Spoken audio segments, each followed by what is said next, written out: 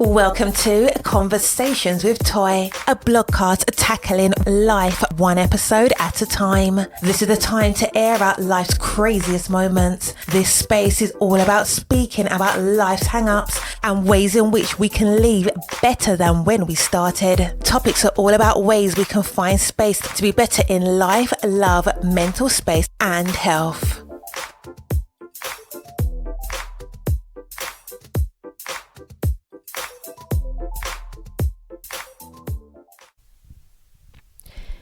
Happy Friday. I am so glad to hear and see and feel your energy and vibes. Thank you to everyone who has tuned into Conversations with Toy. And if this is your first time, I say this every episode, I don't want this to be your last time. I hope that when you come into this space that you feel energized, you feel heard, you feel like somebody gets it and gets you. That is the hope for when you're in this space, because we talk about so many things from, just general life. We talk about relationships. We talk about self-care. We talk about mental health. I always want this space to feel, because it's hard when it's not a two-way conversation, but I want this space to feel when you're listening, to be safe. I try to live my life. I try to attempt to live my life in as much as a non-judgmental zone, only because, one, I just don't think it serves anybody to have like these certain pretenses when we come in and we talk to people or we get to know people. And for me, my life has always been so all over the place, especially in my earlier 20 years old years, I guess, or what is it, my early 20s. I'm having like a slow night tonight. And because of that, like, I'm in no position to judge somebody by their decisions. So that is the premise. Again, when you come here, I have opinions. We all have them. But to be malicious in my judgment, I just try to reserve that to myself. I'm probably my biggest critic, and I'd rather do that than to turn somebody away by my looks of judgment, by my actions of judgment, by shunning someone when, we're all trying to live the best life that we can. So welcome to this space. I hope that this is, again, not going to be your first. If this is your first time, that it won't be your last, that you'll come back and listen again. It's a great time to listen. I listen to podcasts, again, when I'm cleaning, when I have that moment to sit down. And oftentimes I listen to podcasts when I'm working, because kind of helps keep my focus in a way. And I can always tell when a podcast is getting really, really good, because I'll just stop mid-sentence, just to, stop what I'm doing is, whatever with work, and just put a little pause so I can lean in a little bit. So I hope that you're going to lean in a little bit during these conversations that we have. This is season 3. I believe this is episode number 7. And we're just on a roll. This is fairly new podcast. I'm really, really new to this space, but new or not, listen, I'm here. And it's just time to rock out. So I hope you enjoyed today's conversation, and happy Friday to you. Let's get started. So last week we were talking about difficult people and really just having adult relationships. They're not as easy as they were when we were kids, right? When we were kids, our standards were a little lower because we didn't know enough about life, right? Maybe I'll just talk about myself. I didn't know enough about life, about who I was, what I needed to expect, what a real relationship was supposed to look like. And I'm not talking about just romantic. I'm talking about all aspects. So when it came to friendships, for me, friendship started off with the whole, what's my favorite color? Oh, we all like the same thing. I like the same thing. And it kind of just graduated to, this long or enduring relationship. And, as I got older, relationships were tested. And that was really difficult for me, because especially in my 20s, it was like my understanding that, if a relationship was difficult, it was just time to cut it off. And the thing about it is I'm not a type of person that's like anti or against conflict resolution, meaning, having a disagreement with another person, coming to the table with that disagreement, and then being mature enough to discuss it. It wasn't, I guess in a way it was, but it was more or less just because it's just like I didn't have the wherewithal or the mental capacity to feel like I needed to just continue something. I just felt like when you're in your 20s, you can just, if one friendship doesn't work out, you have other ones that will take its place. or you'll be fine. It's not a big deal. And you really don't tap in, or at least I didn't tap into like my emotions. It was kind of almost like a defense mechanism. So you don't really put in your emotions. You kind of just go with the flow. If a relationship makes it, it makes it. If it doesn't, it doesn't. Of course, as I got older, I still realized that the difficulty of some relationships, they're not as easy and as smooth sailing as you would think. You know, when you get into an altercation, or a verbal altercation, I should say, not necessarily a physical, but when you get into an altercation with a friend, it means a little bit more now because you're older. You know that that's not how things are supposed to work. You know that you should be able to disagree or to agree to disagree. And so you get into these verbal altercations as an adult and you're adulting, and you realize that the person that you're dealing with may not fit the mold that you once were. I know for me, I can't tolerate the same type of behaviors and the same things that I would take in my 20s. I'm just not taking that into, I'm on my last couple of months of 30s. I'll be 40 this May. So it's hard for me to fathom that these adult relationships are supposed to get just so easy. Now we're talking about a lot of my relationships. Like at one point, I only had one relationship that was over 20 years. Now several of my relationships, a lot of them are over 20 years. So the stakes are a little higher because you really feel this sense of like almost like a death, like almost like a divorce when you and your friend break up. It doesn't just end. You're not in your 20s where you just feel like you'll bounce back. Like you really felt like you put in the time. And then having to switch gears and switch mindsets just doesn't always fit. So again, it could just be me, but you know, adulting is hard. You know, I remember having, you know, conversations with my mom growing up and like, oh, I can't wait till I become grown. I can't wait till I become grown. And I'm thinking, mama was right.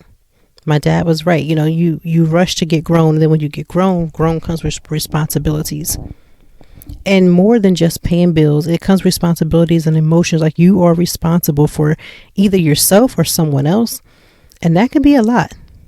So shout out to anybody that's in their 20s and you're listening and you think that, you know, you're grown. You know, the real definition of being truly grown is when you can stand on your own and you can take care of yourself. Doesn't mean that you're never going to not need help. You're going to need help no matter how strong you think you are, no matter how much stability you believe you have. You will always need someone in life at different variations, and it doesn't always mean money. But when you get good and grown, you get to the point where you literally can stand on your own and take care of yourself. And by taking care of yourself, it's not just how efficiently you can pay bills, although you should be doing that as well. It also comes from the ability to take care of yourself emotionally and mentally. And sometimes emotionally and mentally is the hardest part. You can pay a bill easy, right? Money comes in, you allocate it, it goes out. But it's hard sometimes to take care of yourself when you're having so many things on the table. It's no longer just the mundane things where you just go to work and you come home. It's a lot of different things. You start getting into relationships. Relationships don't work. It can mess up your mental capacity to love again. It can close your heart to love. There's so many working parts to being grown. So now that I'm grown and growing every single day, the challenge is this whole adulting, becoming stronger in who I am, realizing who I am. What do I want? What don't I want? What works for me? What doesn't work? And that journey comes with a lot of highs and a lot of lows. And I've experienced way too many lows, like a lot of them. And I'm not ashamed of it. It is what it is. It's kind of growing pains, right? So we talked a little bit about that. And over the weekend, I celebrated my husband's 40th birthday, and I took him out. We had an amazing time. We had a staycation, all kinds of great things. However, one of the things, I won't get too deep into our conversations, but I will just talk about so this is Valentine's Day weekend. So let's just have a conversation. This is not just for those who are already in a relationship or already married. These are for people who just want to listen because you may just want to be nosy, or you just want to learn because, again, I think everything that people do should be a learning skill. So during our weekend together, we just had some grown ass conversation. Now, again, because pillow talk is very sacred and very sacred to me, I'm not going to get into every detail, but what I will say is refreshing that when you can find a partner, that you finally get to the point where you can actually have adult conversations. And I'm talking about conversations that probably would have driven a 20-year-old in a relationship to break up.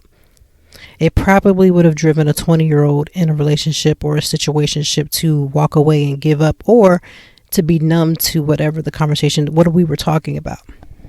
But we were able to have some extremely in-depth conversations, some things that we probably would not have been easily to have done in our house. So during our staycation, again, when you change sceneries, that's why it's so great for couples, whether you're married or you're dating, for you to have consistent date nights, time set apart for you to connect. And even more, especially when you're in a marriage, to try to change your scenery just a little bit. And again, we're in a pandemic, so we did change our scenery. We went to a staycation here at a local hotel, and very safely done. Extremely safely done. And in that, changing the scenery helped us to connect in a different way. And again, my husband and I have extremely take it there conversations, which is a refreshing, because I know some of my friends who listen to the podcast know what we were like when we were in our 20s. You know, the arguing back and forth, you know, the making the scene. Like, I pretty much probably made Love and Hip Hop look like a walk in a park compared to the scenes and things that we got ourselves into in our 20s. But to sit there and see that we have matured and come a long way, and we can have difficult conversations, and we can have conversations about understanding and actually listen to one another, like both parties listening, taking it in and receiving the messages that were given, and then coming home and applying them. So it's not going on to deaf ears. So if you're in a relationship with someone, or you're in a marriage with someone, and you're finding that you're not able to have the difficult conversations, sometimes the difficult conversations bring out the best, but it's just sometimes that hesitation in having that, because you don't know what's going to happen. Like, my husband was talking to me, or I'm talking to him, and it's like, you don't know how that person is going to receive the whatever it is that you have to say, good, bad, or different. So change of scenery was good for us. Was able to celebrate him, and again, pandemic style, because the reality, if this was like non-pandemic times, he probably wouldn't even have been in the country. Like, even if he just would have taken a guy's trip or whatever the case may be, somebody would have been out and about.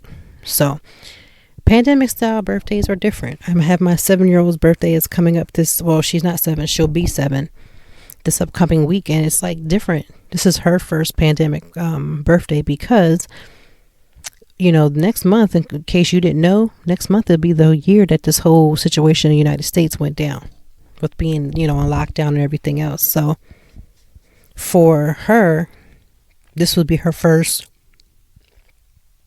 pandemic birthday. If we're still in this house by May, which I anticipate that we will, this will be me and my oldest second pandemic birthday. So we know what to expect. This will be her first, and she's a little diva in the making, so that'll be interesting to see how she adjusts. Like, she's seen how we've done birthdays, but it's adjustment period. Today's topic, we're going to talk about Valentine's Day, but we're going to talk about it in the anticipation of singlehood and being single. And I know for me, I cannot speak for singles now, right? Because the game has officially changed. I was talking to a few of my friends, and I'm like, if I had to be single right now, to be quite honest, this may be vulgar, and it might be time for, if my parents are listening, to get their earmuffs, but I probably would just have batteries at this point. And I understand why so many single people choose to just kind of stay single. I get it. The amount of games that are played in the single life, between just like when you start having a conversation with someone and then taking it, you know, figuring out if you want to take it to the next level, the online dating, that's a lot. And I think that's too why so many people who have been in relationships for so long, then they enter back into the dating field, especially if they're entering any time within the last couple of years, have been extremely difficult for people to get over that hump, to really get their minds together, to understand, like, what are you supposed to do? Like, you know, when I was single, you know, I used to always be told by guys, and I have a lot of guy friends who would say, you know, if you really want to date a guy, you would have to figure out how to ask the right question. That has bothered me then, and I'm sure a lot of single women that are listening right now think it is bothersome to them now. Asking the right questions or asking a question is two different things. And so this thought process that men, not all men, because I don't need y'all in my emails doing the most, but some men who feel like you have to ask the correct question. You can't just say, are you dating someone? You have to say, are you balancing or in between other people that you may not possibly be dating? You kind of have on the side, somebody that you pick up, you text. You got to ask too many questions. You have to ask the quote unquote right questions. And for me, that's hard because for me, when I was dating people, I always got to know people just from, conversation. And maybe I was dumb and maybe not a little bit but naive, but I don't know. I just always ask straight questions. So maybe either I was asking the right ones and I didn't have that problem, or people were just playing a lot more games than they normally would when I was back in dating. Like I said, I would be married to my husband for 9 years this upcoming August. And we've been together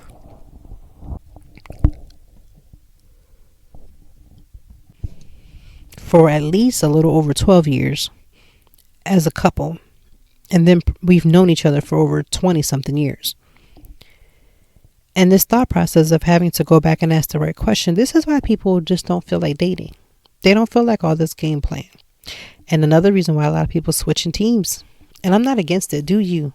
Don't think that for any second I'm going to be disrespectful to anybody for their sexual orientation. That's just not who I am.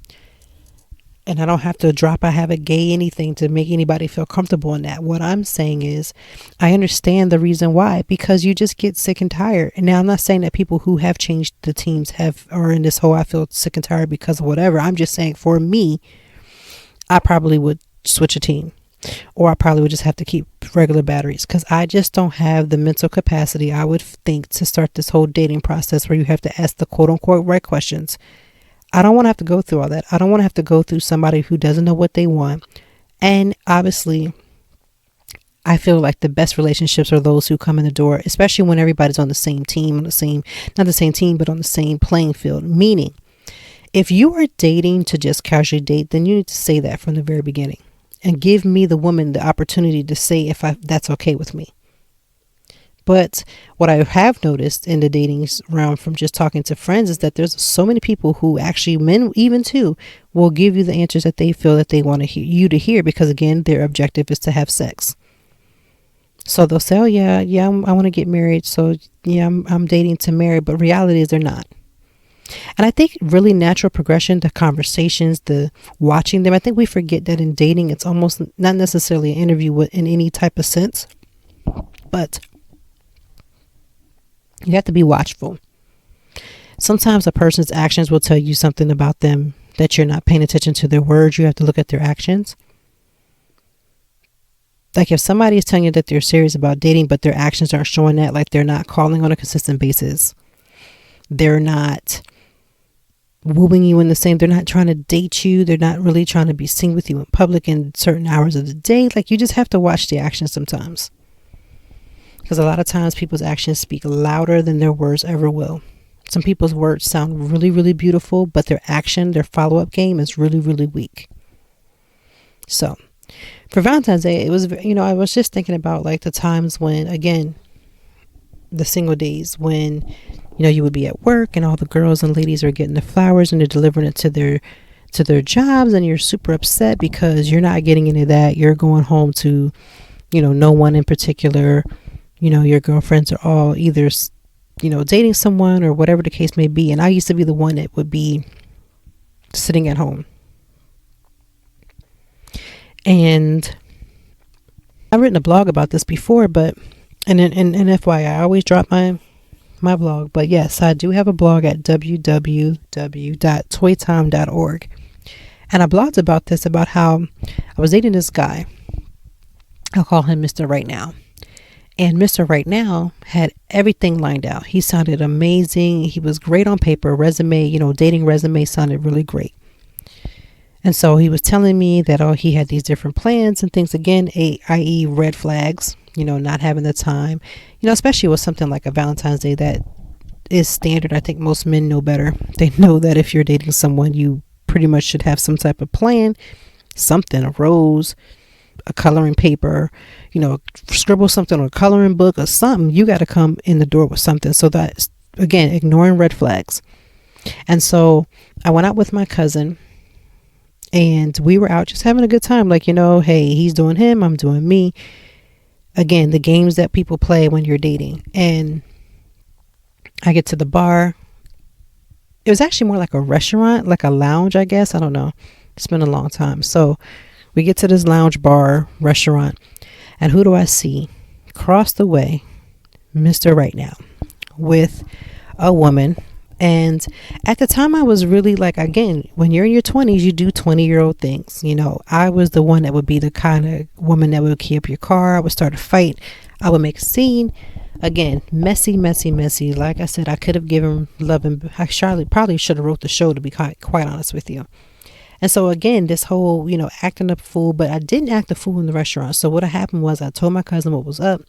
We ended up leaving. I went, changed clothes, switched cars, and pretty much did this whole like stalkerish, Jill Scott with my flats on real low, blah, blah, blah, doing my whole thing. And when I think about that now, I think about how ridiculous I probably was looking, acting, because again, there probably were so many telltale signs that things were going left, or that it really wasn't as much as I put in stock into it, and how mentally and emotionally had given everything and thought everything was great. But the reality was, child, it was not. So here I am in my 20s when I really should have just been out here dating. We give Lori Harvey such a hard time, right? About, she's collecting all the infinity stones. But let me tell you something. She is dating the way she should be dating. Had I had that Lori Harvey power, I probably would have been out dating whomever, flipping whatever, doing whatever you want to call it. And yeah, in my 20s, and I had to be like, this had to be like at least over 25, about 25, 26. And no, it has to be like 24, 23, 24, something like that, early 20s. And I'm in the bar trying not to have a fit, hollering at my table. Thank God it was a bar, because again, nobody would have, other than my cousin would have known that anything was left. And I remember leaving again, changing clothes, changing cars, and showing up at his house unannounced. Bad mood on Valentine's Day, as if like, what did you think he was doing? Like if he was at the bar or at the lounge or whatever the case with her, what did I think he was going to be doing? But again, the games that we play. And so I remember having this whole thing. And then, of course, I stayed up almost like when we stayed up at Stalkerish. Like we were there for quite some time. Like we saw the sun come up. So now I got to get back home, and I got to get dressed. I got to go to work.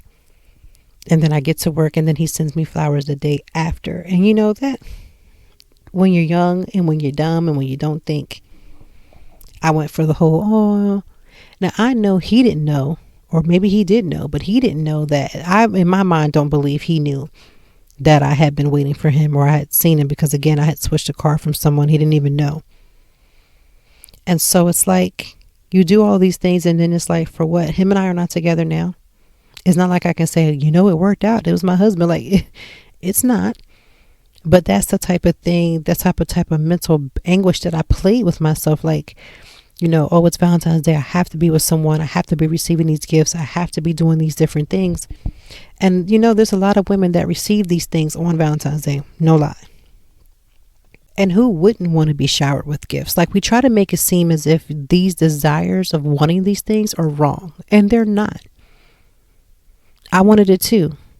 That's why I was in my flats in a different car, stalking them out all night long. Like, man, to go back and recorrect some wrongs. But I needed those lessons, right? And so he sends the flowers to the job. And so again, me being young and dumb, I act as if this whole situation, the whole night before, as if I'm not exhausted from stalking him the whole night. And I was thinking about today, because, it was Valentine's Day week. So I tend to listen to a lot more R&B, getting all in my romantic feelings, yada, yada, yada. And I was just thinking about certain songs. And I was like, girl, you was just doing the most. I won't say I was dumb. I'll say I was just in my 20s, right? Things that 20-year-olds would be doing. Now, it probably wasn't the best use of my time. And because I'm obviously not married to him, and I'm married to my amazing husband, it obviously was a waste of my time. And ridiculous when you think about it. But again, it's something I can talk to my daughters about, not to do. It's nothing wrong with wanting these things for Valentine's Day. Absolutely not. I think every woman should be wined and dined to the fullest extent and showered with as much really they're just tokens of love. They're not true love, because there's some women who don't get anything except it be their birthday, except it be Christmas, except it be an anniversary, except it be Valentine's Day, right? Your birthday, anniversary, Christmas, little things like that. I would hate to be the woman that only got them on these big days and then didn't get any type of anything for the rest of the year. And then there are some people who don't have like they don't do Valentine's Day. Like they believe it's, the whole, overly spent holiday is not a big deal. So they don't even shower or do anything for Valentine's Day. And I think that's super dope. I think that if you were a couple and you're like, listen, we do not celebrate Valentine's Day, but the both of you are on the same page, I think that is super dope. The part that's not super dope is when you try to convince yourself that because your husband or your boyfriend says that he doesn't want to celebrate Valentine's Day, and then you go and agree with him, and that's not who you are. I think that's what's not dope. I think that for me, like, my husband knows that I'm extremely a holiday person. I don't care if it's National Wine Day, if it's National Wear Red on your hat on your leg day, if it's wear a square tie on your arm day. I'm always about holidays. I've always been that way. I've always been really giddy about holidays, and so holidays are big for me. I never really hid that part, but I never really wanted to show that softer side. Again, I've had a lot of different things that has happened to me, especially when it comes to dating. So you go through these phases where you don't really show up as your most authentic self. It's almost like going to a job interview and then coming in as one personality, but then really truly being a different one. And they're just like, who's the girl that, we didn't meet her on the when we interview? Where's that person? So that's how I used to show up. You come to the dating world or your marriage not truly being who you are because the other person doesn't agree. And so just to get this man to lock him down, to not be alone, to do whatever it is that you're doing, you water yourself down to fit someone else. That is when it's not dope. That is when you're really just you're not being who you're supposed to be. So you're not truly finding out the person that you're trying to attach yourself could truly be if you were in your space, holding your space. And so for me, holidays are important. So I could never show up, whether I was married to my husband or not, and really try to act like Valentine's Day or any holiday wasn't important, because it is. So if you're a woman right now who's already given your husband or your boyfriend these ideologies that you don't need anything and you don't want anything, but then you secretly are jealous about other people around you that get stuff, and you are becoming attitude-ish and really off-put on Valentine's Day because you're in your feelings, because again, you never expressed them because you're the only one in them, right? You didn't share that with someone else. You're holding that like we don't need, but you really do. You're not being who you need to be, and you're not showing up the best representation of who you are. For me, I don't even play that game. My husband knew that I was into holidays. I came in the door, hey, I love holidays. So when it comes to holidays, we try to celebrate as many as we can. So Valentine's Day would be no different for us. And I'm not watering down my happiness and joy about celebrating holidays to make him feel a certain way so that I can so I can have my last name be different, right? Sometimes we do things in a dating situation just because we want to appeal to the other person. And again, you'll never get that other person's true essence when you're not truly who you need to be. But that 20-year-old toy, she showed up and was like a chameleon. If the guy wanted this, I'm going to switch up for that. And you know what? That's why none of those relationships worked. Because I wasn't truly able to see myself. Like one time my husband, and this was my husband, when we were dating, he would say, you're I wish people could see the part of you that I get to see. And that was because for everybody else, I wanted to be hard and strong and never soft, never gentle. And again, yes, that space can truly be reserved for my husband. But it doesn't mean that everybody else have to lack the true essence of who I am around me, even if it's just a friendship. Being who you truly are makes the relationship so much more, because you really get to go back and forth and you really get to see. You don't come into the door with blinders. So I say all of that to say I wasn't really doing the best I could to date in my 20s. And I wasn't dating the way I would have wanted to date in my 20s. Because again, a lot of my dating too was based upon other people. You know, I have to date a certain guy because my parents would be proud of that, and seeking their approval. Although I still dated the guys, everybody that my parents didn't want. That was another phase. Date everybody the opposite just because you just wanted to make your parents mad. How dumb. So now I've wasted my time, spent money to go out and look cute and do all these different things and have nothing to show for it, right? Dumb. I won't even call it dumb. I'll just say being 20.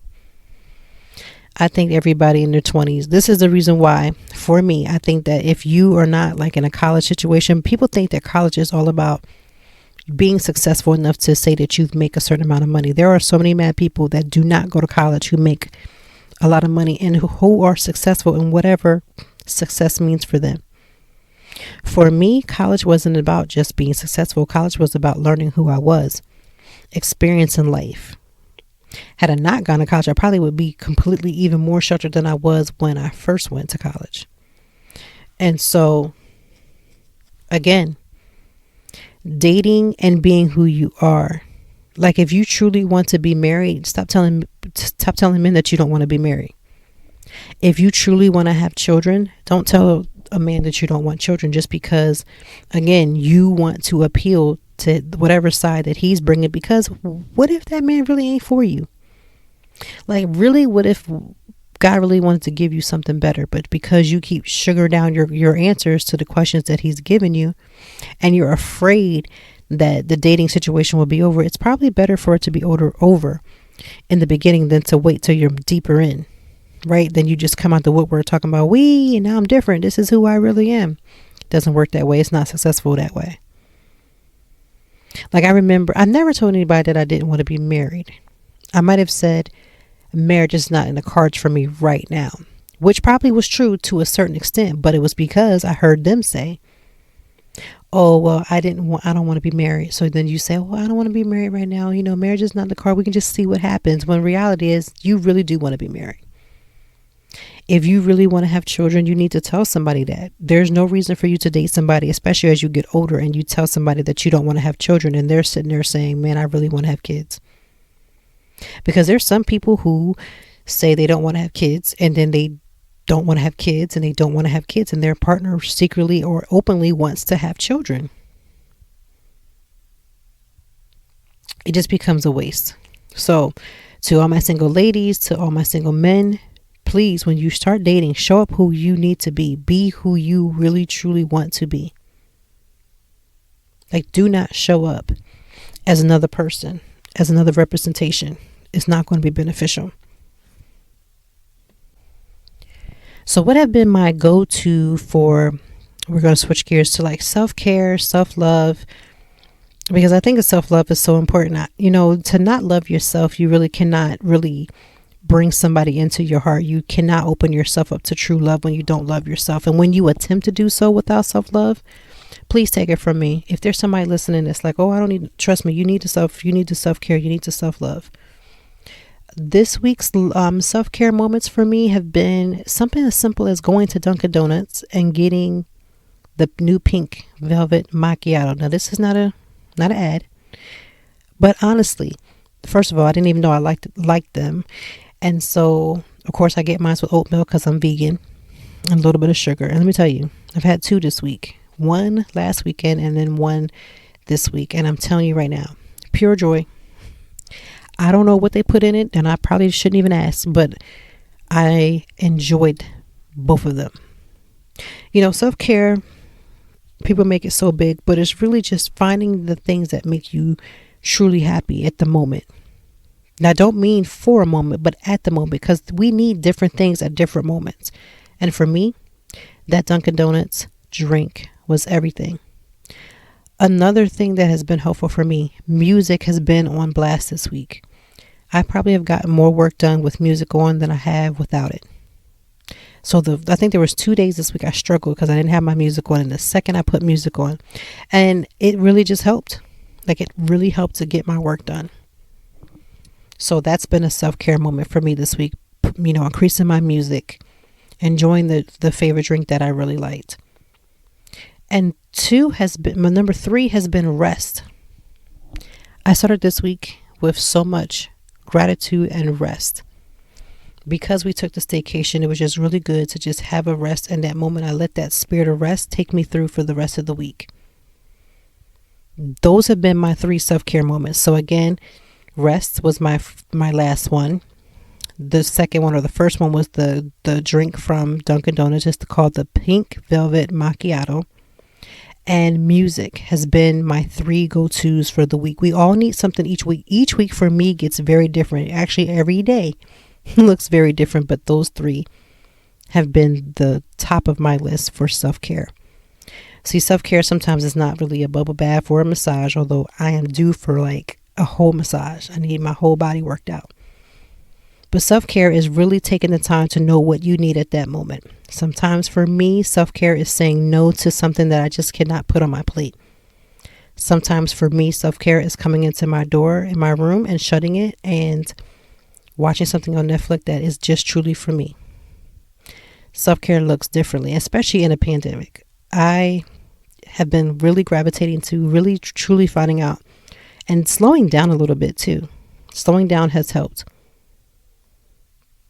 It truly has helped. So let's talk about one story in social media world. We're going to talk about Trey Songz. Now, I am married, but I am not blind, right? Let me repeat that. I am married, but I am not blind. Now, I know you might say, well, how would I feel if my husband was online and he had saw a woman and da-da-da? Let me be very clear. If you have the privilege of being on my husband's social media, if you just go through his friends list, you already see that he's already outbeat me on seeing anything that he needs to see. Those types of things do not bother our marriage. For your marriage, that might be a big thing. For my marriage, that does not bother me. Right? We're talking about anybody who has a verified badge. We're not talking about the girl from next door. And I know some people say, well, if he's looking at that, he'll look at that. I cannot help where that man's eyes go, right? I cannot hold his anatomy in my hand. I cannot take it off when he goes out with his boys. Not that he's going anywhere in a pandemic, but even if he was, I cannot hold it. I cannot stop this man from being whoever he chooses to be. What I can ask is that when he is out, is that he respects me when he's out, that he makes decisions for himself that would reflect him and his family. And the day that he decides to make that decision that goes against this house and this family and separates our love for each other in any type of disrespectful way, then he and I, who have had an amazing weekend this past weekend, we have already discussed what our next steps would look like. So he and I have a very good understanding. So for me to say that I am obviously aware of Trey Songz, because it was all over the internet. Like, you couldn't log on anywhere without hearing about Trey Songz. Now, let me just be very particular. Now, Twitter, I don't know what, they don't have no type of filter on Twitter. Facebook is like, LinkedIn is where you go to be professional, right? And then you have Facebook where you just show off your friends and your family, and you just want to connect because you just love Jesus and you love your friends and you just want to show off that. But then when you go to Twitter, Twitter is ratchet kingdom right there. Twitter can be very professional. I am very professional on my professional page, but I do have two different profiles. And so, yes, Twitter has become I don't even know what the word for it is, but if you go on Twitter, you can find anything that you've missed on Facebook or you've missed on Instagram. You can definitely find it on Twitter. Twitter doesn't have a blockage of anything. And it's no wonder why they have all these blockages on President Trump and whomever else. Because listen, they kind of let anything go over there. So anywho, on Twitter is where I discovered what everybody was talking about when they were talking about Trey Songz. So if you haven't heard, Trey Songz is out here letting everybody know what he's working with. And there's a video where this female is doing things with him. And that is the whole thing. So everybody's in an uproar. Some people have been in an uproar because, again, you can't see his face, but the girl's showing hers. You know, this whole, women shouldn't have to be objectified and men can do what they want. I'm not here to discuss that. What I'm here to discuss is that it happened. So this is what Twitter's been an uproar about. Really, social media has been an uproar about is Trey Songz. So again, like I said, I am married, but I'm not blind. My eyes they don't run off when you see a fine man. When I'm with my husband, I don't I don't ever get disrespectful, and I expect him to do the same. When I see a fine man, I see a fine man. If I'm with my girlfriends, I see a fine man, I see a fine man. I'm not getting fine man's number. I'm not touching fine man's body. He's not touching me. We're not sliding into the DMs of even social media. None of that. Again, people are married, do need to respect their significant others, but to act like you're blind as if you ain't gonna never see a fine man. Like, let me just say, my husband, I love my husband. I think he's the best thing since sliced bread, but he ain't the only man that's fine, right? Even he's fine to me, but he's not the only man that's fine in this world. So again, am I going to see a fine man? Yes. Am I going to see a man whose cologne may make me, twinge a little bit? I'm going to see him. I'm going to smell him, right? If I see a man, for me, suits is another thing. So if I see a man with a suit laid on him, I'm going to see him. Just no different than him seeing a woman with a big behind, or a woman who's really pretty in the face, or whatever the case may be, or a woman that's really well put together, or her perfume smells a good way. We're going to see that. He's going to see that. As long as he stays within the confines of our personal marriage and respects himself and respects me, do you? Because again, I was always taught, and maybe I was just taught off, very well could be. I was always taught that you just cannot hold a man. You cannot dictate to that man. He is not my husband is not my son. He is my husband. He is a human. He is an adult that has to make adult decisions.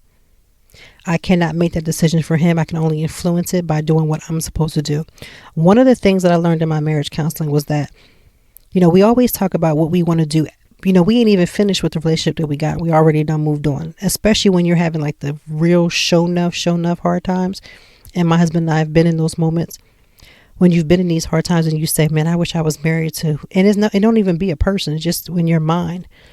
I wish I was married to somebody different, or I wish I was with someone different, because the person you're with is not who you want them to be at the moment. You're having a hard time. You're having a difficult time. And one of the things that I learned in my marriage counseling, and this could have even been individual counseling too, I'm not even sure, if you've been following me for a while, I am definitely a woman who believes in therapy. So I couldn't tell you if the advice that I'm about to give, it was either in my own personal counseling or in marriage counseling. But nonetheless, the advice is that if you would begin to treat your mate with the same level of respect and honor that you feel like you would all of a sudden give to someone else, if that person doesn't change after you've given and you've lived your life with the most upstanding decency, respect, then it could be it could be a situation where you might have to leave. We fantasize about what we think the next person will be. But, we never close and really do what we're supposed to do in the situation that we're in. It's not my responsibility to make him do whatever. I'm supposed to be responsible for myself. So we cannot say that because someone else's irresponsibility could lead you to do something else irresponsible. Two irresponsible people made a decision. Even if the other person did something wrong, if you retaliate, you're just as bad as they are. So you have to remain and do the things you're supposed to do in that marriage. Now, I'm not telling you that means that you have to remain in that marriage if there's abuse and other things going on. If you're ready to go, or if you're ready to leave, then leave honorably and let that close. But if another person does something, it doesn't give you the green light to use their situation to then do whatever it is that you choose to do. So, Trey Songz is out here doing his thing. More power to him. Personally, I just don't have nothing to say about that because nothing good is going to come from that conversation. So that has been the uproar on social media. And I think there was another scandal too with another socialite, somebody else that was online doing the most. Oh, the silhouette challenge. Now, I have seen the silhouette challenge. I think it's a beautiful thing. I just personally think that women and their bodies, we can do some most amazing things. However, some of these men that have been doing the silhouette challenge, I'm going to need you to fall back. Because some of y'all are just irking me at this point. Some of it is not even being done on any type of decent layer. It's just almost like a make fun of the women who are doing it now. I just think that people should be able to do what they want to do. And yes, that means men too, even if I don't agree. However, it's been very interesting seeing some of these male silhouette challenges. They've been extremely funny. Now, some of them, y'all done took it to the whole extreme. Like, y'all ain't leaving nothing to the imagination. Some of you men are out here doing worse than the women.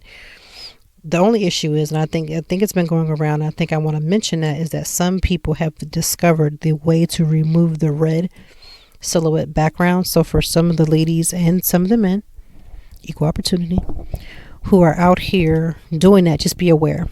I wouldn't want you to have yourself out there naked in cyber world and then it gets the wrong person, like a boss. Did anybody hear about the story about the man who was working for some bus company and he did the silhouette challenge on his bus and in his uniform and then wondered why he got fired? I don't think you want to be doing the silhouette challenge at work. First of all, that's just too tricky right there.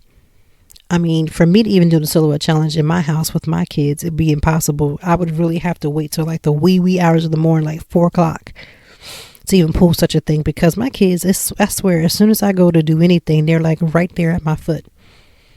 So yeah, the man got fired because he was on a bus, his bus route, and he was doing the silhouette challenge. Nobody else was on the bus, obviously, but again, you can't work for a bus company in a bus uniform on the bus doing the silhouette challenge. Wasn't working out for him, so he's unemployed right now. Nice body, but unemployed.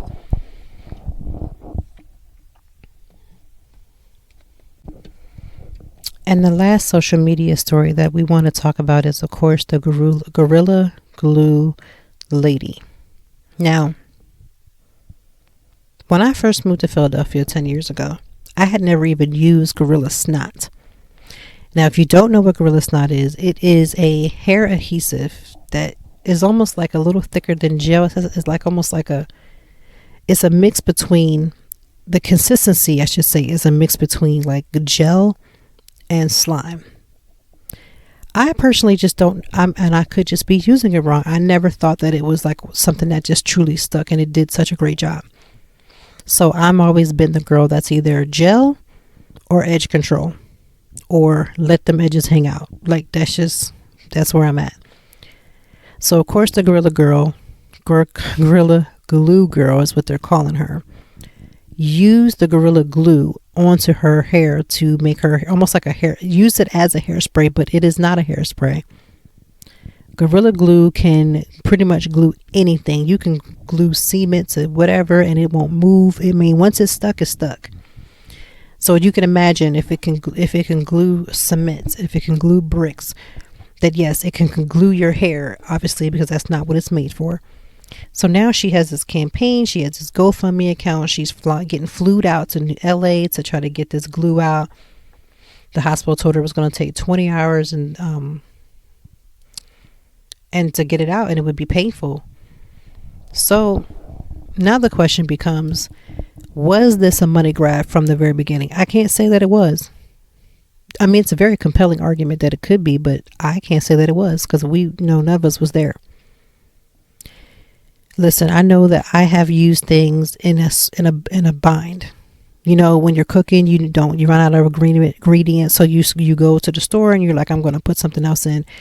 But that's not the difference between like, okay, I ran out of cereal, so I'm going to crumble up some bricks and then give it to my kids and say, eat that. Like, that's almost the equivalency of it, because you're using something that has nothing to do with it to achieve whatever the goal is. For her hair to have been there like this for a month, first of all, if I was ready to take something out of my hair and it did not come out, I don't think I would have waited a month. Like, I'm pretty sure I wouldn't have waited a month. Some people are saying that she's mixed it with something else, and then that's what the problem is. And now she's trying to sue. Well, first of all, you haven't done your due justice. She hasn't taken any samples right away, hasn't been tested to make sure that it's strictly just the glue. Like, there's so many other moving parts. I'm not sure she's going to win that lawsuit. Like, I don't think that they would have to say not to put in your hair for her to lose that. I'm not an attorney, but I don't foresee she's going to win that. And so let me just talk about this last part of this podcast. And ladies, I know Valentine's Day is this weekend, and we're going to want to look our best, right? In all places where hair may be.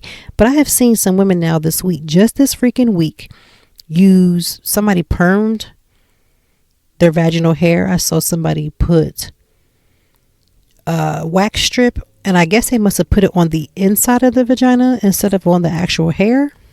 Ladies, Let's let the glue demon just go far, far away from us. Like, don't do nothing else with no more glue. Don't put nothing that sticks or anything else. If you haven't used it prior to this week, this ain't the week to experiment. Like, I need you to step away from the glue. Just step away from any form of glue. Stop putting stuff on you. Y'all not doing yourself any justice. What was y'all doing all this whole pandemic? Like, was y'all not roughing it out like I was? Like, I was out here looking a whole mess. I took my weave out. My nails was not, done. I was out here looking real rough. Like, what is y'all doing? Now y'all done got a little bit of freedom. Y'all can go outside. Now y'all buying up all the glue that don't supposed to be at places, and y'all messing up y'all bodies. This may not be the week to be putting stuff on your vagina. And FYI, if you have not done it as of right now, trying to do something in the next couple of days, especially if you want any special treatment, this ain't the time for that. You need a couple of days for that to wear off anyway. So, ladies, back away from glue, wax strips, or anything else if you do not know what you are doing. Some of y'all gonna mess around and have permanent damage to y'all stuff. You ain't gonna be able to do nothing with it. Okay? So I need everybody to back slowly away from glue products, wax strips, anything. If you have not done it before, this week ain't the prime time to start practicing. And damn sure not this weekend. Okay? Because I'm reading way too many stories on the internet now where people are doing stuff to their vaginas, to their heads, to their eyes. Stop. I need you to go ahead and call a couple of professionals and let them handle that. Come on up off the dough, spend the money, and let them handle this. Like, I'm not putting nothing near my anything for my anything. I'm just telling you that right now, okay? Because I love me, and I like for my body parts to stay nice and, brown and chocolatey as they always are supposed to be. I don't want to rip nothing off of anything. I'm not trying to be in nobody's adult diaper until it's my time, years down the line. And I would like to be able to go to the bathroom without problems. So, ladies, I know this sounds like it may be a little left, but take it from the Gorilla Glue girl. Stay away from glue. Stay away from tape. And stay away from these wax strips that y'all be putting in places you don't even realize you're supposed to hold certain parts down. You can't just throw strips on things. Our bodies are sensitive. Some of y'all are doing the most. And there ain't no way this is the time to experiment. You know how ridiculous it is? There's a woman somewhere that ain't getting none who's going to want some, and you out here messing with your vagina on 2 days before freaking Valentine's Day, messing up the game for you and your mate, or you and your boo, or you and your right now. Like, stop it right now. Okay? Just slowly stay away from the glue. I wish Gorilla Glue lady, I really wish her the best, because honestly, this is just way too much. As the story continues to unfold about how it went down, everything, I'm just sitting here with like confusion, like deep in my soul, wondering what is happening. And if you don't know what I'm talking about, just take 5 seconds to type it into your Google search. You don't even have to do all that. Go into Instagram. If you have social media, just click it in. You'll find all you need to know.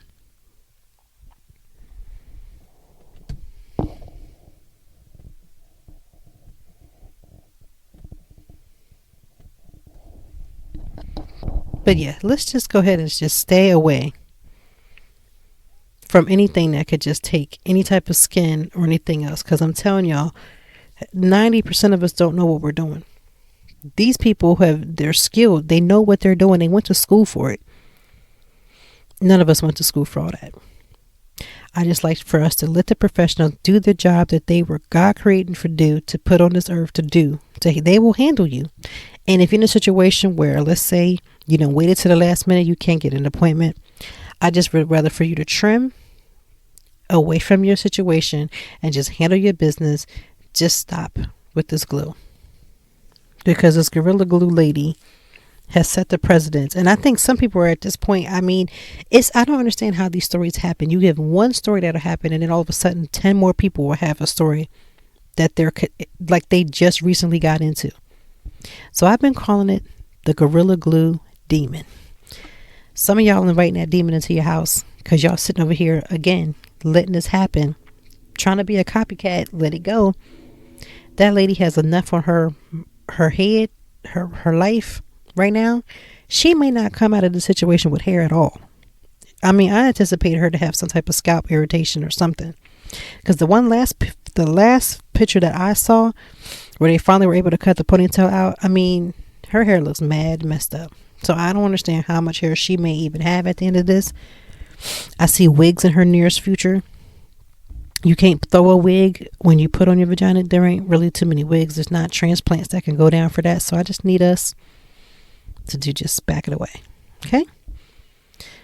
The weekend is coming. The weekend is here. So I need us to grab our glass of wine. I'm going to enjoy probably a glass of white wine tonight. A glass of white wine. And I'm going to relax. I'm going to get my nails done because this is my nail appointment week, not because of Valentine's Day, but because I like to keep good nails and I like the shape of my nails. And I'm going to enjoy. My kids are off for the next couple of days. I'm going to enjoy that. And I have some projects that I'm working on. I'm going to finish those. And that's what my weekend is going to look like as I get to celebrate my daughter next week. So I want us to stay safe. If you're living in a snow area and you are experiencing snow like we are, again, I'm in Philadelphia. If you're anywhere close in the Northeast or anything like that, snow has become our life this last couple of weeks. And for Philadelphia, or even just, well, I would say for Philadelphia, Pennsylvania, we haven't had snow in quite some time. We've had a lot of cold winters, but not a lot of snow. So we've been getting our fair share of snow this particular winter. And you know what? Because I'm in the house working like everybody else, it's not personally bothering me. Like, as much as I'd be like, oh, snow, but I'm like, I'm not going anywhere.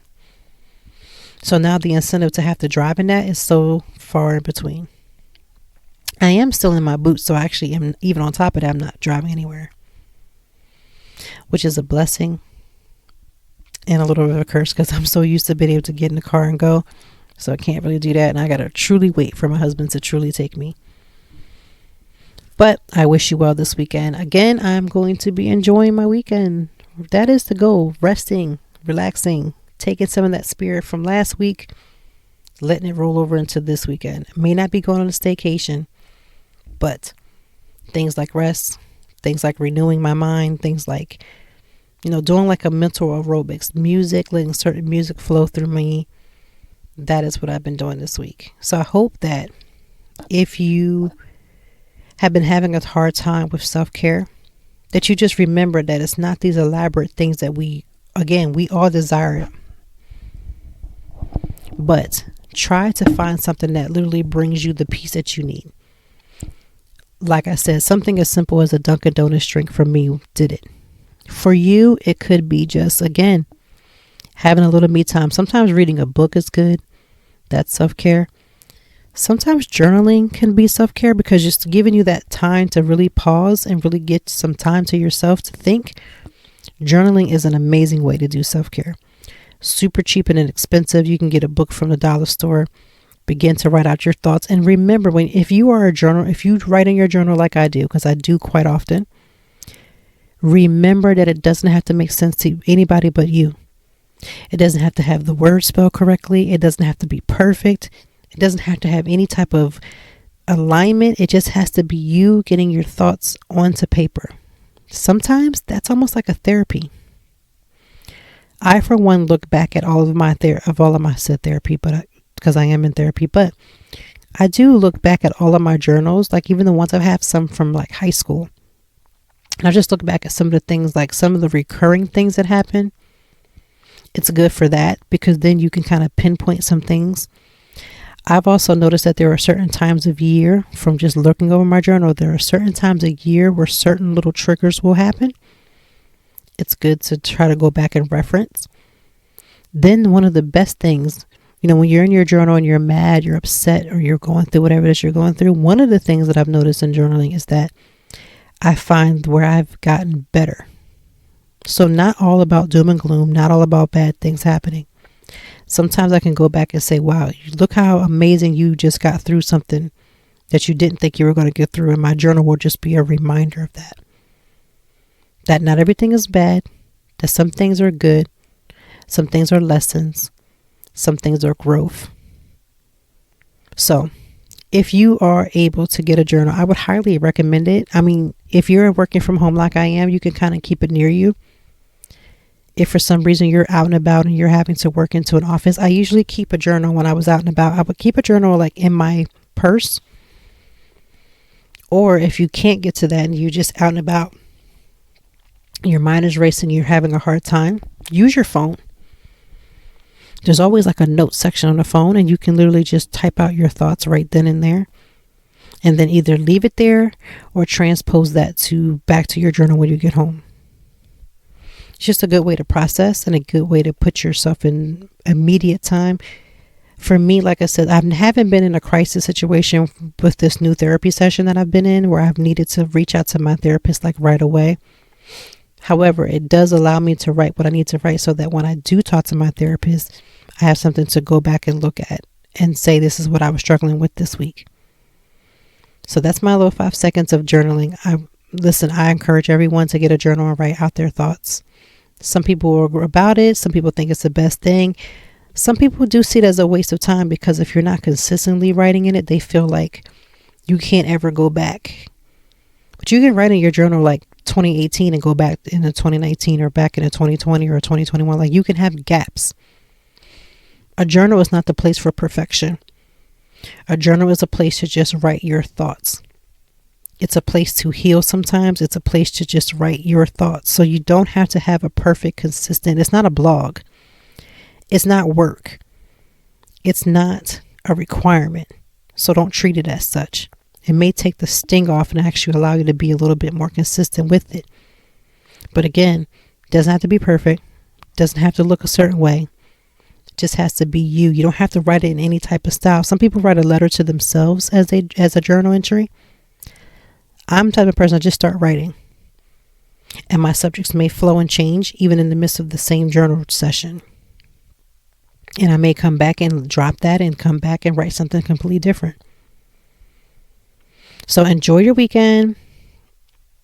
Enjoy this weekend. And I think it's President's Day this upcoming weekend too. I mean, whatever. President's Day, like I said, I'll do my best to try to honor the presidents again because, again, the office of presidency is a lot. But the reason why we have President's Day, if you want to research that on your own, do that. But it is what it is. I plan to spend some time with my kids and love on them and play a little bit, watch a couple of movies. And I hope that whatever you choose to do this weekend, you'll have a great time. And until then, I will see you next week for Conversations with Toy.